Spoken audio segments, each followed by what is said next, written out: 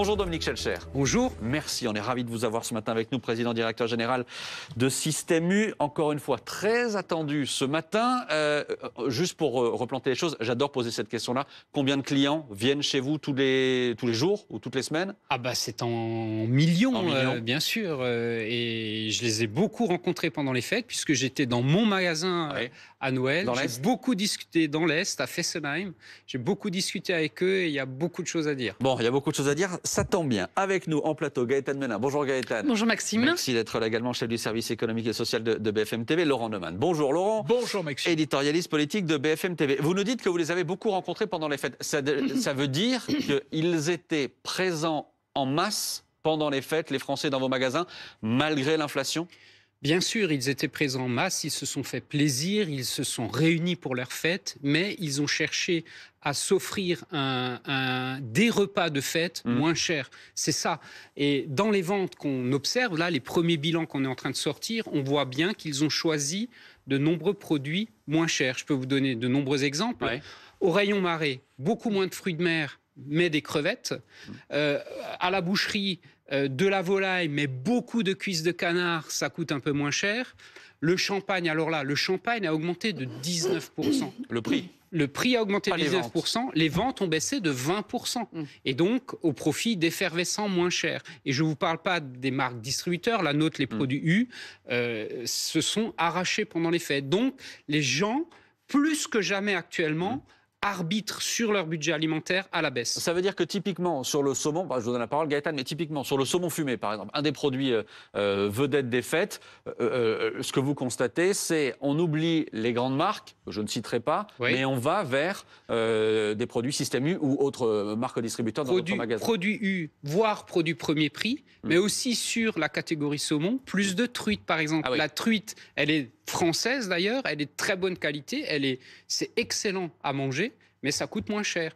Donc c'est vraiment, mais très massivement, et moi qui fais ce métier depuis très longtemps, je n'ai pas observé ça depuis très longtemps, autant de changements de comportement. Gaëtan. C'est d'ailleurs un phénomène qui se vérifie chez tous les distributeurs, pas seulement chez Système U. Ça veut dire aussi qu'il va y avoir d'importantes opérations de déstockage dans les prochains jours, les prochaines semaines, parce que bien évidemment, les distributeurs comme Système U avaient prévu ces produits de fête qui n'ont pas été écoulés comme ils le souhaiter. Et donc aujourd'hui, il va falloir s'en débarrasser. Ça veut dire quoi? Ça veut dire qu'il va y avoir des opérations très intéressantes, peut-être des moins 50%, c'est à vous de nous le dire. Voilà une bonne nouvelle à 9h33. Sur le saumon, sur ces produits de fête et peut-être aussi sur le champagne. Vous confirmez la bonne nouvelle, Dominique Schelcher? Je confirme, bien sûr, on déstocke. Par exemple, un produit que les Français adorent acheter en déstockage maintenant, et les chiffres sont encore très importants, c'est le chocolat. Le chocolat, il en reste un peu, mais Système U a plutôt bien fonctionné pour les fêtes, donc je dirais nous, des stocks, on n'en a pas tant que ça. Mais on déstocke quand même, bien sûr, on déstocke. Je confirme. Sur quel produit, par exemple?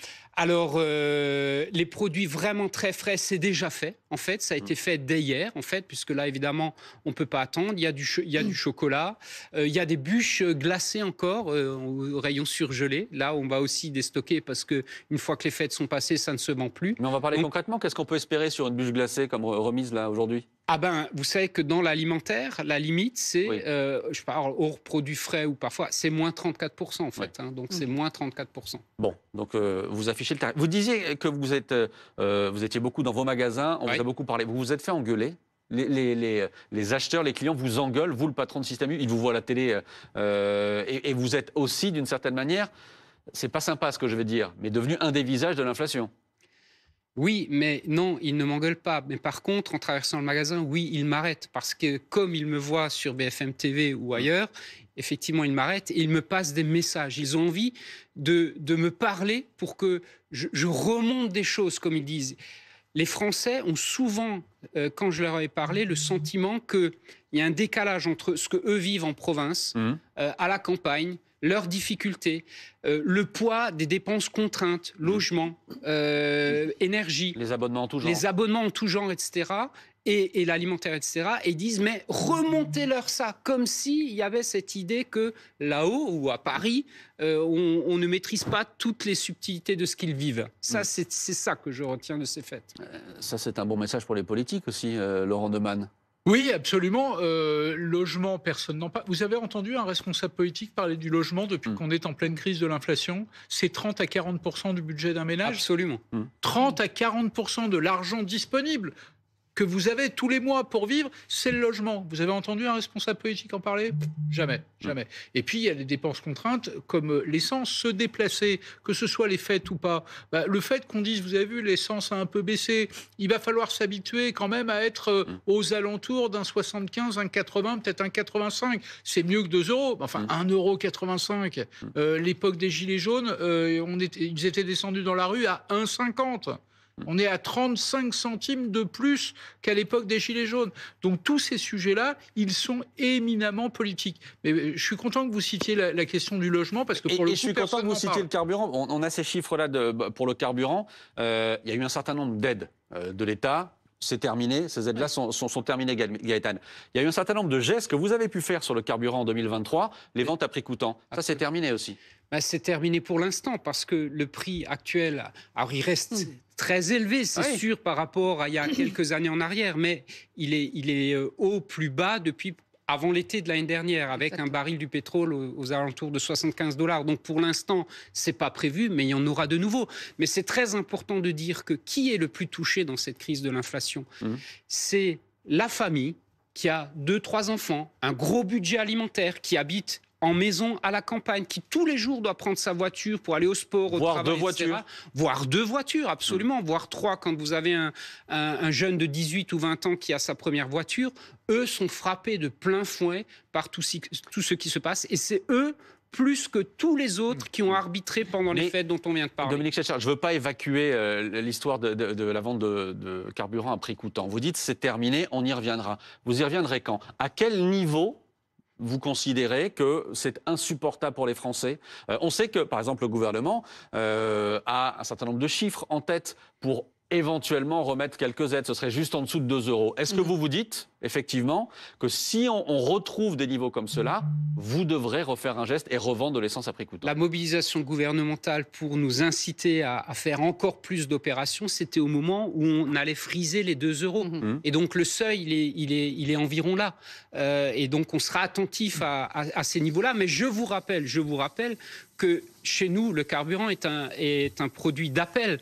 Donc, de toute façon, on ne gagne pas grand-chose dessus. C'est 1-2 centimes. Avec Leclerc, on est le distributeur qui vend donc carburant le moins cher en France, bien moins cher que Total. Et donc, voilà, de toute façon, la marge de manœuvre est étroite. Et d'ailleurs, ce qui est intéressant, c'est que depuis des mois maintenant, on voit que les habitudes de consommation des Français ont beaucoup changé, notamment dans les magasins. Vous en parliez tout à l'heure. On délaisse les marques nationales pour les marques de distributeurs, pour les marques premier prix. Et c'est exactement la même chose pour le carburant. Avant, on faisait le plein de son véhicule. Désormais, il y a un certain nombre de Français, notamment en province, qui sont tout simplement écrasés par toutes ces dépenses et qui font des pleins de 20 € par-ci, par-là. Je confirme complètement. Voilà. Donc, c'est vraiment des habitudes aujourd'hui qui ont changé. On a vraiment un bouleversement de la consommation en France avec cette crise de l'inflation. Est-ce que vous voulez casser la gueule à l'inflation? Je dis ça parce que c'est l'expression qu'a employée hier Michel-Édouard Leclerc. Je ne comprends pas trop ce que ça veut dire, casser la gueule à l'inflation. Donc moi, ce que je cherche à faire avec mes équipes de négociation qui sont en train de travailler à l'heure où on se parle... Oui, parce que ça se termine. On va en parler des négociations. Elles se terminent au 15 janvier avec les PME, au 31 janvier avec les industriels. Tout à fait. C'est d'aller chercher des baisses de prix sur les produits dont les matières premières ont baissé. Ça, c'est l'objectif. Donc, je prends un exemple, c'est le blé. Le blé, incontestablement, pour les pâtes, pour les gâteaux, il y aura un impact favorable. Les huiles, par exemple, également. Il y a certains cafés qui vont baisser. Voilà. Donc, il y a de l'espoir, il y a des bonnes nouvelles. Par contre, il y a d'autres matières premières qui, elles, continuent à être sous tension. Il y a d'autres problématiques pour certains producteurs. Donc, le boulot des négociations, c'est de tenir compte de tous ces éléments-là et de venir, on va dire, à partir de mi-février, début mars, avec le juste prix pour le consommateur. C'est ça le but des négociations. Mais le juste prix, c'est quoi? Les derniers chiffres de l'inflation alimentaire, fin 2023, on était autour de 7,5%. Si je me trompe. Encore une fois, inflation alimentaire. Vous visez quoi? Vous visez quel objectif? L'objectif, c'est de passer clairement sous la barre des 5% d'inflation alimentaire, de la réduire encore, mais il faut dire aux Français qu'on ne reviendra pas au prix d'avant la guerre en Ukraine, notamment, puisque tout a démarré à ce moment-là. Le prix de l'alimentaire, de manière générale, est en train de se stabiliser à un niveau plus élevé, parce que les conditions économiques globales ont changé, les salaires, l'énergie, beaucoup. Et donc, vous dites que ça va continuer à augmenter, en réalité. Les prix vont continuer à augmenter. Ça ralentit fortement. Ouais. C'est la hausse qui ralentit. La hausse qui ralentit. Moi, ce pourquoi je plaide, et Gaëtan Mélin le sait depuis longtemps, je plaide pour un nouveau système de négociation. C'est-à-dire plus être enfermé dans une période là de 2 mois et demi, mais pouvoir négocier toute l'année et donc tenir compte des variations de cours comme le sucre. On nous annonce par exemple une forte baisse du sucre cette année. Mais ça, si on ne peut pas renégocier au cours de l'année, on va être obligé d'attendre dans un an la répercussion. Mais ça, c'est plus possible. Il faut remettre en cause le système. On va parler des bons et des mauvais élèves dans un instant, Gaëtan. Oui, justement, c'est une spécificité française. Cette négociation annuelle, on ne la retrouve qu'en France. Elle concerne effectivement toutes les marques nationales, parce que pour les marques distributeurs, les distributeurs, justement, peuvent renégocier au fil de l'eau. Voilà, au fil des hausses et des baisses. Et l'exemple du sucre est vraiment frappant, parce que le sucre a fortement augmenté. Donc, dans les nouvelles négociations, on peut s'attendre à de nouvelles hausses de prix sur les gâteaux, sur les bonbons, sur toutes ces friandises. Mais effectivement, si dans 1 ou 2 mois, on assiste à une très forte baisse du prix du sucre, eh bien finalement, cette répercussion, elle n'interviendra qu'en mars prochain. C'est-à-dire que pendant toute l'année 2024, on aura des hausses très fortes sur tous ces produits. Les négociations, Dominique Schelcher, elles ont lieu en ce moment. Comment est-ce qu'elles se passent ? Avec beaucoup d'attentisme. Et je suis un peu surpris. Attentisme, ça se termine dans 10 jours. Mais oui, mais le délai est plus court cette année. On pensait à une mobilisation très forte. Ben là, beaucoup d'industriels sont partis en vacances pendant les fêtes et on n'a vu personne. Nous, on était mobilisés. Et donc là, il faut que ça s'accélère. Donc moi, je lance un appel ce matin à une mobilisation forte de tous les acteurs pour qu'ils viennent autour de la table. Avec certains très grands industriels, on n'a même pas eu le premier rendez-vous. Qui ? Donc, des grands industriels. Qui on peut... Je vous donne l'exemple de Danone ce matin. On n'a pas encore vu Danone dans les discussions. C'est-à-dire que quand Dominique Schelcher appelle Danone, Danone ne répond pas aujourd'hui. Danone ne veut pas négocier. Danone a fixé les premiers rendez-vous maintenant. Donc il faut absolument qu'on y aille et qu'on discute. Par contre, j'ai des bonnes nouvelles. Ça veut dire que ce sont encore les industriels comme Danone qui fixent le moment où ils vous rencontrent. Ce sont eux qui mènent la danse encore. Mais je vais vous dire, la loi sous laquelle on discute actuellement est très favorable aux industriels. Et ils le savent. Et je pense qu'ils jouent un peu de ça aussi. Et s'il y a un peu d'attentisme, c'est un peu cette idée-là. Mais il y a aussi des bonnes nouvelles. Par exemple, je peux vous dire qu'on s'est mis d'accord avec Yoplait, par exemple. On s'est mis d'accord avec Entremont, le gruyère râpé. On s'est mis d'accord avec une coopérative importante en Bretagne qui s'appelle Laïta, qui nous fait du beurre. Et là, on a trouvé des compromis. Alors, légèrement... Ça veut dire quoi, compromis ? Ça veut dire que ça baisse ou pas ? Non, c'est légèrement à la hausse, mais une hausse raisonnable, mais avec aussi... Pour le coup, là, on parle de lait, un prix rémunérateur pour les producteurs derrière, parce que vous l'avez montré ces derniers jours. Dominique Schelcher, juste un point, c'est important de revenir là-dessus, c'est qu'en fait, tous les hommes politiques nous disent depuis des mois, l'inflation est en baisse, ça va se calmer, ça va bien se passer en 2024, on va avoir des baisses de prix. Mais là, vous nous dites... Sur certains produits, comme par exemple les produits de consommation courante, les produits laitiers, on va encore avoir des hausses beaucoup plus faibles, certes, mais on va encore avoir des hausses en 2024. Oui, mais mettez-vous à la place du monde agricole, mettez-vous à la place des éleveurs laitiers qui ont... le coût de l'électricité pour traire les vaches, pour chauffer leur élevage qui a augmenté, qui ont des coûts de production qui ont augmenté. Donc justement, dans les négociations, on fait la part des choses de tout ça.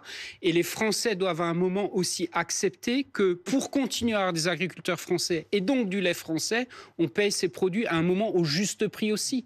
Voilà, donc nous, le boulot, encore une fois, des négos, c'est de faire la part des choses entre tout ça et d'aboutir au plus juste prix. J'ai bien compris que vous dites que casser la gueule de l'inflation, ça ne veut rien dire. C'était l'expression de Michel-Édouard Leclerc. Est-ce que néanmoins, vous pourriez tordre le bras aux industriels ? Est-ce qu'il y a un moyen aujourd'hui, pour vous, de leur tordre le bras en disant, écoutez, vos produits... On va les mettre de côté pour l'instant. On l'a fait l'année dernière avec certains grands industriels qu'on a mis de côté dans nos assortiments. Il y a des produits que vous ne trouvez plus dans les rayons des magasins U et on fera peut-être des choix de cet ordre-là de nouveau dans les jours qui viennent. Donc vous dites ce matin à monsieur, madame Danone, écoutez, si vous ne voulez pas négocier ou si on négocie mal, on se passera de vos produits. Est-ce que ça c'est possible avec un géant comme Danone ?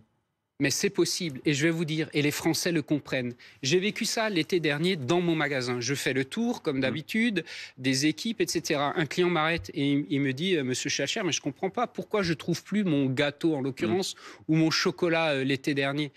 Et ça fait quelques jours qu'il n'est plus là. Mais en fait, on était un peu dans une bataille avec le fournisseur. Mais quand tu l'expliques aujourd'hui, quand on l'explique au consommateur, il le comprend, il nous soutient. Il nous dit, si c'est pour défendre notre pouvoir d'achat, vous avez raison de le faire. Laurent. Oui, en même temps, soyons honnêtes, tout ce qu'on se dit là peut être remis en cause demain matin. À cause notamment du contexte géopolitique et qui pèse sur les prix, pas seulement d'ailleurs le prix de l'énergie, mais le prix de toutes les matières premières. Je vous prends un exemple. La prolongation de la guerre en Ukraine, tout le monde a compris que ça allait durer longtemps. Donc ça veut dire quoi? On continue, embargo, pétrole, gaz, etc. Deuxième exemple, Gaza, Israël. Demain, vous avez une extension du conflit au Proche-Orient. Qu'est-ce qui va nous prémunir d'une augmentation exponentielle du prix du pétrole? Tiens, je vais vous prendre un exemple. Je ne sais pas si Système U est au courant. Vous avez vu les troubles sécuritaires en mer Rouge. CGA-CGM, qui est un des plus gros transporteurs du monde, vient d'annoncer que le 15 janvier, le prix d'un container qui vient de l'Asie jusqu'en Méditerranée occidentale, aujourd'hui c'est 3 000 $, le 15 janvier, 6 000 $. Le double. Qui va payer? En l'occurrence, le consommateur à la toute fin de la chaîne. Nous, Dominique Schelcher. Malheureusement, vous avez raison. On est, et je le vis finalement depuis le Covid, on est soumis à ces bouleversements géopolitiques et qui, du jour au lendemain, peuvent effectivement impacter. D'ailleurs, nous, on a des difficultés actuellement à livrer nos magasins à Madagascar, à l'île de la Réunion, à l'île Maurice. On a de nombreux magasins là-bas. On ne passe plus par la mer Rouge pour des raisons de sécurité. On fait un détour, c'est plus long. Donc plus cher. Donc un peu plus cher, etc. Donc oui, c'est compliqué et vous avez raison. Il y a en permanence, pour ça, moi, j'ai pas de boule de cristal et je ne fais plus de prévisions à long terme parce qu'il peut se passer tellement de choses. L'histoire récente vient de le démontrer. J'ai encore une question, Dominique Schelcher. Vos marges à vous en 2023? Eh ben, elles ont baissé. Elles ont baissé et je vous le dis, c'est très simple. Il y a les marges ou les profits? Je parle des profits. C'est ça, au bout du compte, il faut parler des profits. Ce sont les résultats des marges. Il y a une revue professionnelle qui s'appelle Linéaire. Chaque année, elle va chercher les bilans de nos entreprises, de nos magasins. Elle les cherche. Et elle a montré quoi? Que l'année dernière, en moyenne, un magasin U, c'était 1,94% de résultat net. Quand un client vient dépenser 100 € chez nous, il reste au commerçant 1,94 €. Voilà, je veux dire, c'est ce qu'il faut pour continuer à investir, à développer l'entreprise et à mettre, par exemple, des panneaux photovoltaïques alors sur les que parkings. Les industriels, eux, vont annoncer des profits absolument... Oui, sauf qu'ils les annonceront une fois que les négociations sont terminées. Exactement. Dominique Schelcher, juste un petit mot sur la shrinkflation, ou plus exactement en bon français, la reduflation. Le gouvernement a demandé à Bruxelles que finalement ce soit les distributeurs qui fassent la lumière sur cette pratique. Est-ce que c'est aux distributeurs de faire cela? Non, c'est pas au distributeur. Par contre, on respectera évidemment le décret s'il sort, mais nous, on considère chez U que c'est pas à nous de le faire. Pourquoi? Parce que celui qui sait qu'il a modifié son produit, sa recette, son emballage, etc., c'est l'industriel, c'est pas nous. Et donc, on risque d'être confronté à une usine à gaz, de perdre beaucoup de temps en magasin. C'est à l'industriel de le faire. Merci Dominique Schelcher. Merci d'avoir été avec nous ce matin en direct dans le live sur BFM TV.